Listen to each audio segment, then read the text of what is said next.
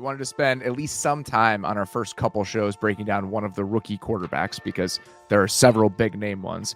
And we wanted to chat about Bryce Young. They just played on national TV. Their offense is struggling right now. They're 29th in EPA per play, 29th in success rate. They just have not been very good on that side of the ball so far this year in his first couple starts. I'm curious, first impressions just after watching him and rewatching that game for Monday night. Yeah. Well, I mean, listen, it's not an easy task against New Orleans because they are all over the place. So they I look watched ridiculous right now. I watched. They're playing with one brain on the back end of that defense. It's crazy. It just how they're in rhythm and just like timing and different. I mean, they threw a lot. They threw a lot at Bryce Young, and they usually aren't that heavy post snap, pre snap. But you saw it, right? There was a bunch of this. Show you single high, go to 2-eye, 2 invert. Some pressure, the patented Dennis Allen, like it's called shake silver. You're bringing 2 from one side, 2 to another.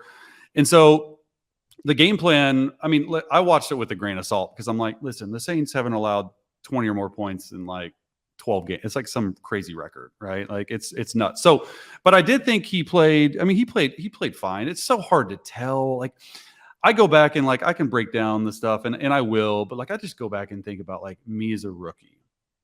And me as a rookie quarterback. And what I knew, even in my second or third year than I did my rookie year, like you can only do so much coaching. Like it's got to come from experience. It's got to come from failure. And so that's how I sort of watched the game.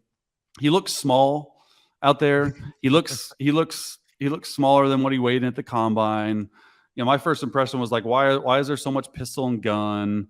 They put him under center a little bit. They even brought Andy Dalton in for 2 plays, 1 false start, 1 play on 3rd and 1 because he's too short, too thin to, sneak it. Like, so all that stuff, like I get it. And it just seems like, he made some throws now. He made some throws, but I just think that you don't really have a number 1 receiver, right? So like you have Adam Thielen, problem, right? Yeah. When you watch them play, you watch the Bears game, there are guys open.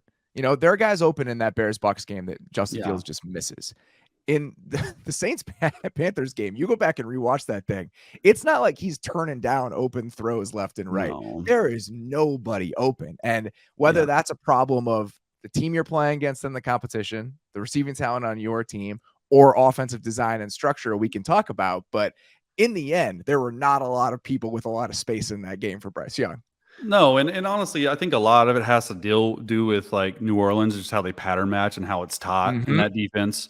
But yeah, I mean, you at least in the game, you saw a bunch of 3-step, quick game, 5-step, just trying to get the ball out, move, some run game stuff, and it was working. But I mean, these like stick routes that are usually somewhat open are being contested, and so that's why the numbers don't look great. He made a few great throws. He made it through bonehead throws.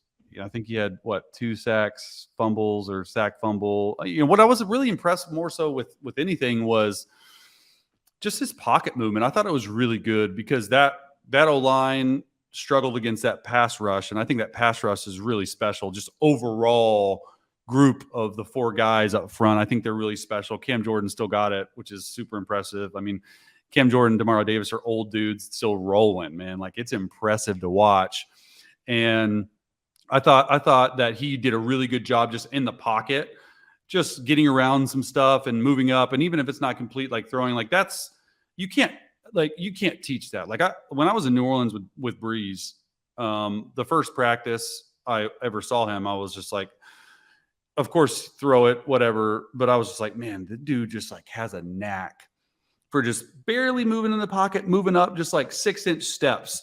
And you see some of these guys like go all these out and you're out of control and the fundamentals get out of whack. But I thought he did a really good job at that.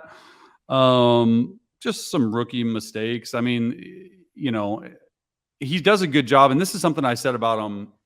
This is something I said about him coming out when I was doing some stuff on NFL Network during draft stuff. Was like, the dude is small, but he doesn't really get hit.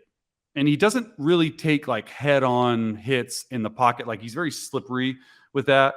So yeah, I mean, he needs to work on his sliding too. I was impressed with his speed, but like that slide that he had after that big run was really bad. Really, really There bad. were a couple throws where the release is so impressive. He had a boot to the left side where he's on the move and he just lets that thing rip. And I was like, oh my goodness. That's my best throw of the game. I was like, I literally had it. I'm like, the over route on the naked was amazing. It was beautiful. And he had another one too. I can't remember exactly the situation, but where he just kind of lets the ball rip. But there's, again, aren't that many guys open. And I think that's twofold potentially. So I wanted to ask you, this offense is comprised of a coaching staff from very disparate backgrounds. That was the selling point, is that Frank Reich wasn't friends with Thomas Brown. He didn't know Josh McCown. They're all coming in here as this all-star coaching staff, but there isn't a lot of shared history between them. And I'm assuming it's going to take a while for them to kind of distill what they want to be offensively when you consider that. Have you ever been in a situation like that where it's early in the season or it's even during training camp and the staff is from a bunch of different places and kind of filtering it down to the base ideas of what the offense is going to be is kind of a struggle and has some hangups? Yeah, I mean, I've never been a part of it, like the staff difference, but I have been a part of like I could just go back to 2013 and Andy Reid's first year in Kansas City, coming from Philly. He takes Matt Nagy with him to be his quarterback coach, who was on the staff but offensive assistant analyst, and then Doug Peterson, who was quarterback coach. So, and then he was the offensive coordinator in KC that year. So different, same staff but different job positions, if that makes sense, which also honestly makes like a little bit of a difference. And it reminded me a lot of that when I saw the offense, because we had like Dwayne Bowe out there at receiver running like a 4.8, like no separation. So it reminded me like a lot of like that. Was that the season where the Chiefs did not throw a passing touchdown to a wide receiver? That was 14. That was 2014. Yeah. And Dwayne Bowe caught a little arrow route on, just tangent here real quick, on the last, I played the very last game of the year in 2014 against Chargers. We had to win to get in and then also like have some help. We didn't have the help, but we ended up winning. And that stat was like in the back of my mind. We threw a little arrow route to Dwayne Bowe, and Dwayne Bowe's going into the end zone. And I'm not even excited that I'm throwing a touchdown. I'm excited like, oh my gosh, we were never the first team to go the entire year without a receiver catching a touchdown. And bro, he's falling, and I'm telling you, he's this far. And as he's falling, he gets knocked from the back. The ball flies up, and Jamal Charles falls on it in the end zone. I'm like, does that count as a touchdown to a receiver? And they're like, no, you guys suck. No touchdowns to receivers. Like, funny story like that. But no, we didn't end up doing that. But that was actually the first year we started 9-0 in 2013. Going back to that, which our offense, I don't know if we averaged 18 points a game during that. Like, we won some close games because of our defense. And it took like 8 or 9 games for the whole staff to really get on to like, here's what we're going to do. Here's what we're going to be really good at. Jamal's going to become like our number one guy. We can feature Dwayne Bowe more in the slot because it's less man coverage. So I think that's what that staff, I say all this, really long-winded answer, but I say all this because that staff's working through it, especially with a all new, like it's brand new, like everyone's new there, including the quarterback, which makes it even more difficult when it's a rookie quarterback. What does a rookie quarterback do? What can we do? How much stuff can we put in? All that stuff goes into their head. I was going to ask you if you've been, but you have had some experience with this. When you're on a team where there's kind of a lack of receiving talent and a lack of juice on the outside, which when you watch this team, you can feel it immediately. Yeah. They don't have a lot of speed. They don't have a lot of explosiveness. It pops off the screen when you watch the offense.